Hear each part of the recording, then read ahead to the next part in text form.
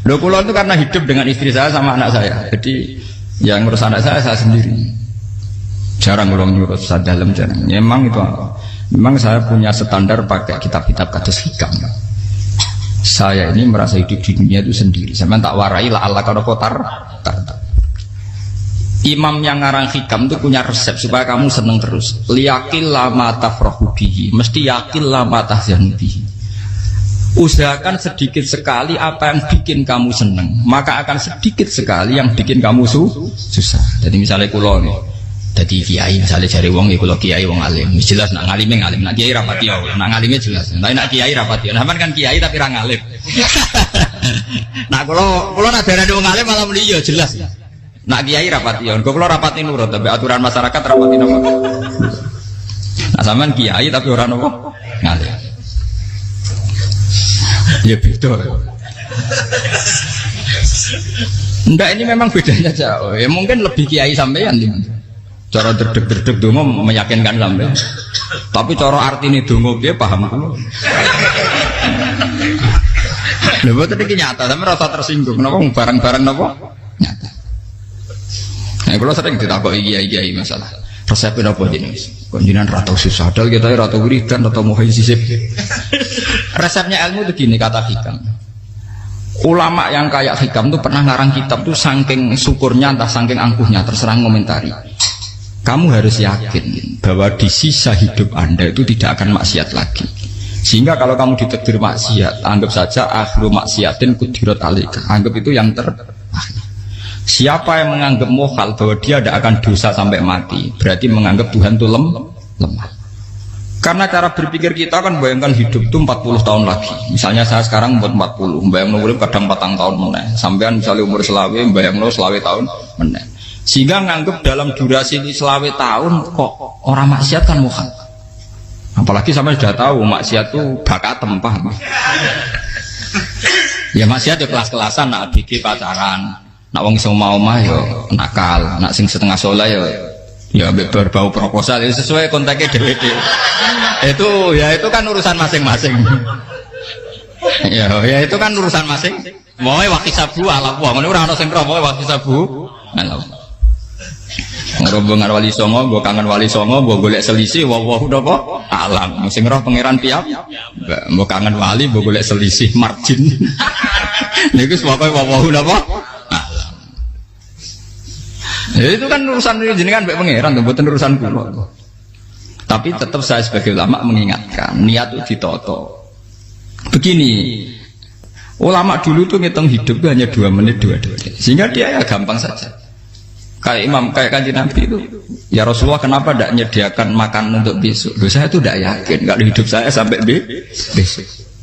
Ya sudah begitu cara, ya sudah tenang saja. Kalau sampean kan bayangkan hidup 4 tahun lagi, 5 tahun lagi, sehingga arah mangan di wedi tenan. Padahal bolak-balik zaman cilik arah mangan tetap wedi. Jadi cara berpikir Nabi itu begitu. Begitu juga cara pikir sahabat, cara pikir ulama-ulama yang waras itu begitu. Loh, saya itu pernah melarat di Jogja zaman pertama merantau itu. Kalau santai saya bilang, Gus kok tidak punya beras nih? Tapi apa yakin nak sesuk urip Pak? Kowe buta mangan sesuk, anak sesuk ijek napa? Cara berpikir ulama itu begitu. Sehingga melihat maksiat juga gitu. Alhamdulillah aku ijek urip 1 detik, 2 detik, 2 menit. Sehingga hidup. Dan itu sudah cukup untuk lafadzkan la ilaha illallah. Makanya kata yang ngarang hikam, betapa murahnya Allah. Surga itu hanya bisa dibeli dengan 2 menit. Karena surga itu senilai la ilaha illallah. Miftahul jannah la ilaha illallah. Itu cukup 1 menit. Berarti surga itu regane mau 1 menit. Dan karena dia nganggap hidup itu 1 menit ke depan la ilaha illallah, ya sudah. Dia ngitungnya hidup itu per menit. Kalau sampean kan enggak, per 10 tahun, per 20 tahun. Sehingga kriminal betul, cara pandang sampean itu kriminal betul. Sehingga bayang kudu di duwe, kudu di bojo, nak kiai kudu di pengaruh. Lah kalau saya enggak. Saya meskipun tidak sehebat itu, tapi mewarisi keilmuan mereka. Jadi misalnya saya jadi ulama itu bayang di santri musitok Islam kok kayak ke Ahmadiyah ya gitu saja. Ya pokoknya ya sudah gitu. Orang bayang santri sing pampinan takwa khusyuk salam tempel demen gelo, demen apa? Lo tanyakan santri-santri saya itu mungkin belum pernah nyuruh istri saya bikin kopi. Bisa dihitung.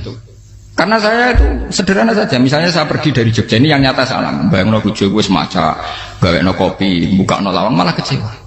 Seperti umumnya orang kan gitu. Semerantau ada gak bojoku nyuambut, digawekno kopi, digodhogno banyu hangat teman, bareng teko bojone wangep kukur-kukur. Karena tarifnya dia ideal, maka mudah kecewa kalau itu tidak terjadi. Nak kula mboten, sebayangno kaya Jogja, bojoku cek utuh Islam, nak salat 5 wulan ya sudah gitu. Pakai standar-standar yang minimalis. Saya dari rumah bangun sampai ngaji ya, pokoknya melek, ya sudah nak salat madem napa, mulane sudah gitu. Andai kan saya pakai standar maksimal, maka akan mudah kecewa.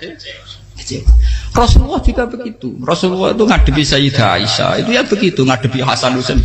Sehingga tidak ada cerita Nabi mudah kecewa, betul. Karena Nabi bayangkan anak istrinya itu ya minimalis sekali, urusan dunia loh maksudnya minimalis sekali. Misalnya Nabi pagi-pagi tanya, ya Aisyah apa ada sarapan?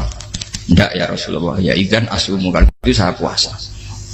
Kalau sampean usul-usul lah juga no kopi wedok opo, itu kan repot. Muni-muni itibak sunnah Rasul tapi tidak pernah sampean mendekati sunnah nopo Rasul. Sehingga ya tenang saja Nabi. Saya tuh alhamdulillah bisa niru dalam gitu-gitu tuh bisa. Makanya ini kiai muda paling enjoy. Banyak kiai-kiai sepuh itu kalau urusan gitu konsultasi sama saya. Gus resep apa kain? Ini kalau resep era dekarep apa? Juga saya tidak pernah bayangkan apa tanggaku seneng aku atau orang ngaji aku kecewa itu tidak pernah bayangkan. Sampai bukan makhluk, tidak penting. Kecewa itu tidak benar.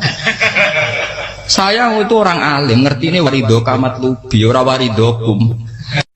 Yang tak gulai ridane pengira antara ridane sing ngaji, ridane konsumen. Itu apa? Makhluk tidak penting. Itu harus dilatih. Harus apa? Sehingga orang itu kalau biasa sholat, maksudnya biasa takluk be Allah, mesti la'alla katardo, mesti gampang puas. Karena dia iktifak ngalap cukup be Allah Subhanahu wa ta'ala. Saya sebagai manusia juga sering ditangisi istri. Misalnya saya sering ke Jogja sendirian. Nah ninggalan apa? Ninggalan itu milih pengira. Misalnya mati ninggalan ya paling aku mau ngapain nih suara. Paling mau nangis gue kegiatan. Bukan Pak. Ingin saya bahwa konstitusi ulama itu masih iktimat Allah. Kalau kita kan enggak. Cara berpikir kita ngaji itu ideal sing ono podium, sing ngaji kelaminan takwa kabeh, ketunan kaji kabeh, ndiluk kabeh. Kita akan pakai standar-standar yang dengan asumsi kita. Padahal Nabi di zaman sugeng al iman hahuna wa yusiru ila qalbihi sadrihi salah. Iman itu urusan hati. Komitmen sampean be Allah Subhanahu wa taala. Nah ini resepnya. Makanya kata hikam liyakillah matafrahu bi. Mesti yakinlah matahsanu bi. Sedikitlah kamu gembira dengan satu hal. Nanti akan sedikit kamu yang kecil. Artinya misalnya kados kula sebagai ulama seneng kula nu kok ijek iman. Ya nggak kayak wong awam. Ya sudah gitu. Jadi misalnya suatu saat kula jatuh. Yang ngaji saya gak semeneng dadi kupeding. Wong sing seneng kula bubar kabeh. Kula ya ora susah, miskola darah bener. Gus saiki jenengan ora sing seneng. Ya tenang saja. Sing ora seneng ya makhluk ora jelas. Dan status mereka tetap la yadurru wa la yan. Ini harus dilatih. Sehingga Nabi itu ya meskipun beliau itu perang, sahabatnya meninggal ya tenang saja. Nabi cara berpikir yang meninggal mereka mati syahid, yang masih hidup dianggap berpotensi melakukan kebaikan. Sama tak warai resep-resep dari Rasulullah Shallallahu Alaihi Wasallam. Saya ini sebetulnya memaksa, menjelaskan ini maksa, karena saya inginnya jadi ulama yang kayak umumnya orang, tidak ideal lama. Tapi kan saya ditakdir ilmunya itu ideal, jadi terpaksa saya jelaskan. Tapi kalau perilaku saya tidak akan ideal. Soalnya ngawur, saake mari Ghafuri pengiran nganggur bolak balik cerita.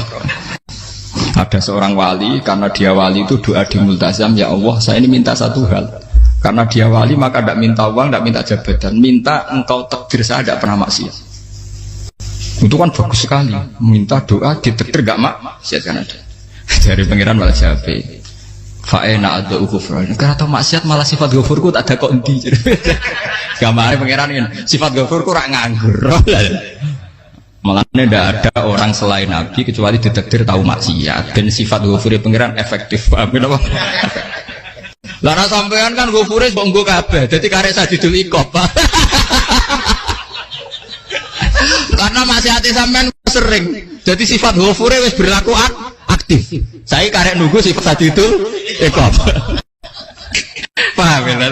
Itu beda dengan wali-wali. Sifat sajidul iqab mau aktif mereka tidak punya dosa. Malah pangeran bingung gak kok sifat ghafure. Apa tak dakoki ghafur atau dosa. Didakoki sadidil kok gak tau maksiat. Jadi pangeran malah sing bingung. Nak kowe ora tau maksiat ghafur kok tak dakoki. Kok ora tau maksiat, wong iku ora tau apa? Didakoki sadidil kok gak mungkin atau maksiat. Lah pangeran ape dakok ghafur kan syaratnya dosa sik. Sampeyan kan walian. Ghafure wis dientekno. Keseringan kepake, paham ya? Karek nopo? Karek sadidil ikom. Ya itu memang standar Tuhan. Semua Quran itu kalau menyeritakan gitu. Nabi ibadi anni anal ghafurur rahim. Kaulaku ceritani aku ghafurur rahim. Tapi yo ceritani wa anna adabi wal adabul alim. Jadi Nabi ibadi anni anal ghafurur rahim wa anna adabi wal adabul alim. Kalau Nabi Ibrahim, Nabi Muhammad kan inna rabbaka lasari'ul iqab. Pangeran cepat nyiksane. Tapi wa innahu laghafurur. Jadi dua sifat ini pasti aktif. Dan tentu ulama itu senang sifat ghafur itu ya meskipun aktif, tapi mereka tidak pernah ngambil fasilitas sifat nopo. Kula baleni malih. Sehingga kayak Sayyidina Umar radhiyallahu anhu ketika beliau pertama jadi khalifah, ini cerita di kitab Hayati Sahabat. Pertama dia jadi khalifah, orang mengira dia akan ngomong hal-hal yang besar, visi besar tentang negara, visi besar tentang izzatil Islam wal muslim.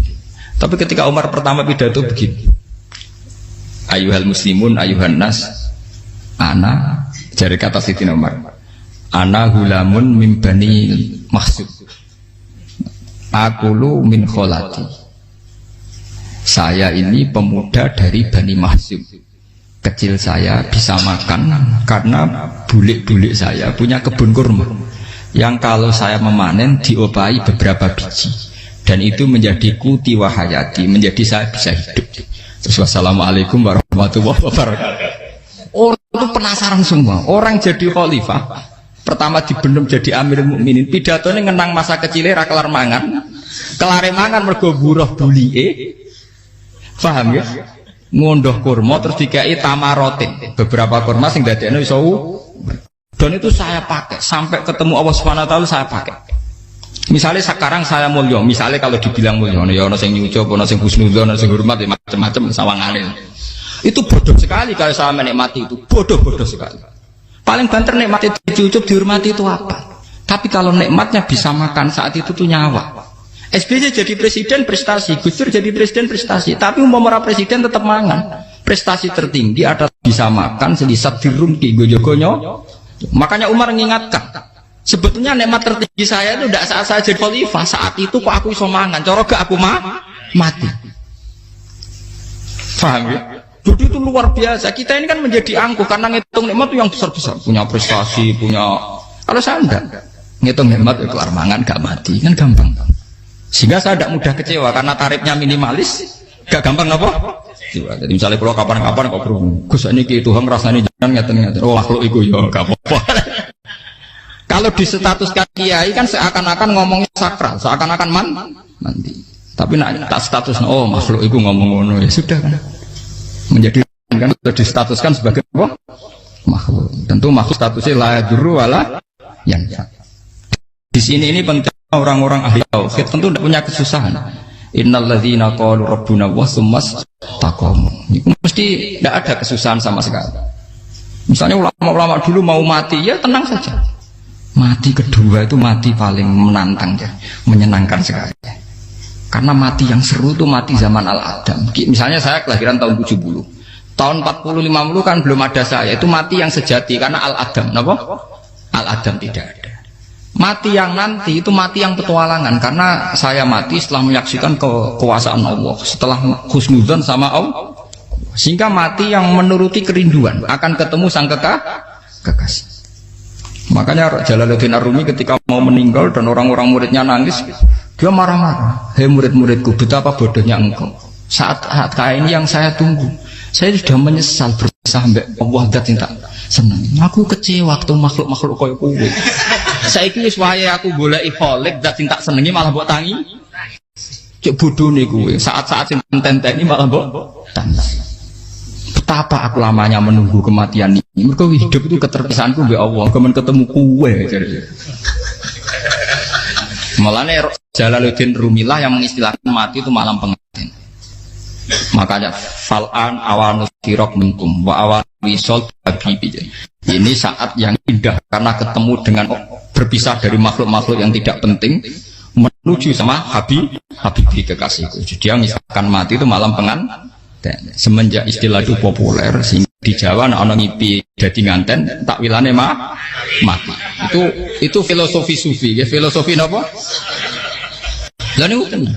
Begitu juga sahabat-sahabat dulu. Bilal mau meninggal, anaknya udah nangis. Bilal lagu ya. Ditanya sama anaknya, kenapa anak-anak kamu nangis? Dan jenengan badhe kapundhut. Aku malah seneng nang mati. Hudan nalqal akhibah Muhammadan wa hisbah. Aku nak urip ketemune mbek kowe terus. Malah nak mati ketemu Nabi Muhammad. Hudan nalqal akhibah Muhammadan wa hisbah. Nah, dengan cara pandang begitu maka hidup itu enjoy saja. Ya saya sebenarnya keberatan pakai kelas ini, keberatan karena saya harus ngulang sampean-sampean itu. Ya makanya potensi kayak saya tentu mengurangi jadwal ketemu. Makanya saya mohon kalau tidak penting itu jangan sungkan. Anggap saja itu bagian dari hormat saya. Ya minimal sampai misalnya di duit saya ketahui gue jajan pentolan lah apa mau gue suwan bareng malah repot. Bos ganggu wong anak peleleran pak. Nah misalnya sampai kepen takok hukum, uang nak pinter, hukumnya takokan ya ringan, takok kita tanggam paling bisa. Karena pertanyaan yang ringan tentu ya ringan-ringan saja.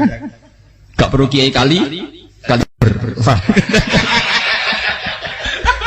Sampai rasa GR, kalau pertanyaannya angel Gus gak ada sing iso jawab. Uang nak ralim tahke, ku pertanyaannya ya ora patimu tuh. Iku wis kangelan nonton. Ini buat ngenyek tapi podo enak. Podo apa? Makanya kalau latih. Jadi hikam sendiri itu ada manhaj, ada metode. Kalau orang supaya tardo, liyakillah ma tafrahubi, yakillah ma tahzanu. Anak saya itu kalau habis main pulang, itu saya senengnya pol. Istri saya pernah jangan. Gus, anak mulai senengnya dek biro-biro, anakku gemulai nih ngomah. Misalnya terus biasa. Saya terus anakku lo main mulai itu seneng. Biro-biro anakku mulai nih ngomah. Dipanggil anak saya bapak itu senengnya sak boleh. Biro-biro saya manggil bapak. Jadi saya pakai standar minimalis kan. Saya tidak pernah pakai tarif. Dia anak yang ideal dihormati orang. Sampai anakku sujud nih pangeran, ngerti pentingnya mau tasbih. Makanya anak saya tak namakan tasbih semua. Itu ya sudah selesai. Saya tidak pernah bayangkan anak saya jadi kayak besar dihormati jemput. Mari gampang kecil. Ya sekolah kan Sayyidina Umar. Saya pemuda dari Bani Mahzum. Yang kecilnya bisa makan karena buruh bulikku. Akal tuh tamarot. Wah itu saya baca tuh nangis betul. Betapa hebatnya Sayyidina Umar. Mengingatkan ulang bahwa nikmat tertinggi itu ya makan. Karena makan kaitannya nyala. Orang jadi bupati, enggak jadi bupati tetap makan.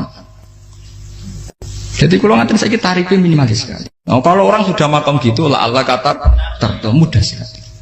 Tapi kalau sampai tarifnya ideal harus di mobil, kudu sangune akeh. Masuk gue mobil gak sanggup akeh. Barang gue sanggup akeh, kudu gue penderek. Masuk kiri lu juga kok tanpa apa? Penderek. Penderek maju. Masuk orang kena dikeloli, jadi malah repot. Akhirnya gue mau ngaju. Harus selingkuh dari sing we. Itu perkara meneh.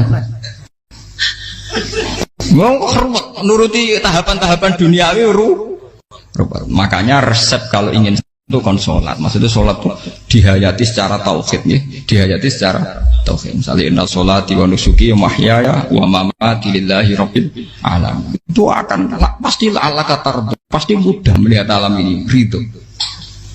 Ini satu sekelumit ya, di resep orang ulama yang saya meniru beberapa di kitab Hayati Sahabat, di kitab Hikam, dan meniru terutama semuanya sanad dari Rasulullah Shallallahu Alaihi Wasallam.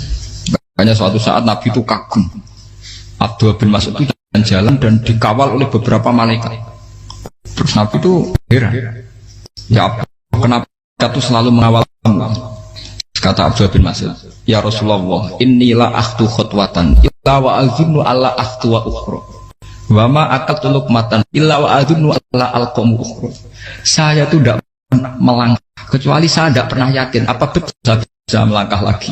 Jadi perlangkahnya itu dia iktimat Allah. Dan saya tidak pernah mengunyah satu kunyahan kecuali saya tidak yakin apa betul saya bisa mengunyah lagi. Setiap kunyahnya tetap semuanya ada bismillah. Semua itu atas nama pertolongan atas kata Rasulullah. Orang kakak andikan saya ada nabi terakhir itu jadi nabi. Jadi kemana? Makanya dulu Nabi itu sering ngendikan, adekan orang-orang kayak gitu itu ada nubuah, tentu mereka punya derajat napa? Nubuah. Jadi tidak jadi nabi tapi punya derajat napa?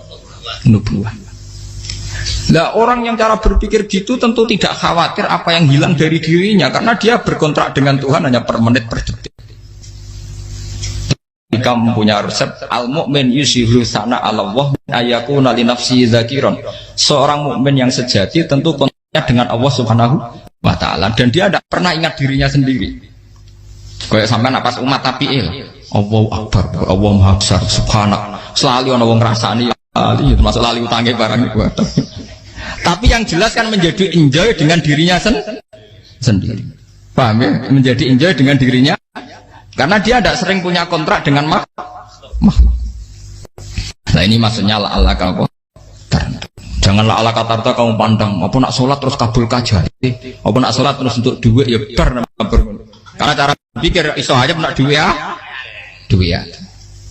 Dan ini resep ya. Dan resep ini dari ulama-ulama yang istinad ila Rasulullah Shallallahu Alaihi Wasallam. Karena kalau Nabi itu memang cara pandang. Aisyah itu pernah ditanya. Ya Aisyah, saya ini ingin makan apa yang dari sahabat ini masih. Wah ya Rasulullah sudah habis karena tak kasihkan tetangga.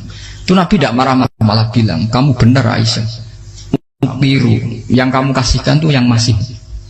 Karena daging dipangan dewe kadang nuruti nafsu. Nak dikekno wong sudah kau nuruti perintah pengen. Jadi kanjeng Nabi beneran Aisyah. Daging ngijek. Mau kalau tiang malah ijek. Sing bogo sudah kau malah sing ijek. Cara berpikir Nabi itu begitu. Tapi tahu-tahu disederhanakan sunnah Nabi serbanan. Lah itu kan ya memang itu bagian dari sunnah Nabi, tapi sunnah seharga 10.000. Paham ya? Ya monggo mawon sampean sunnah Nabi serbanan gitu, tapi itu sunnah yang bisa dibeli dengan murah. Hakikatnya sunnah Nabi itu rata-rata bentuknya perilaku, napa? Sampeyan delok dawuh Aisyah tengene tiba berjanji kana khuluquhul Qur'an wa shimatuhul ghufran yansahu lil insan wa yafsahu fil ihsan wa ya'fu 'anil dzambi idza kana fi haqqihi wa sababi.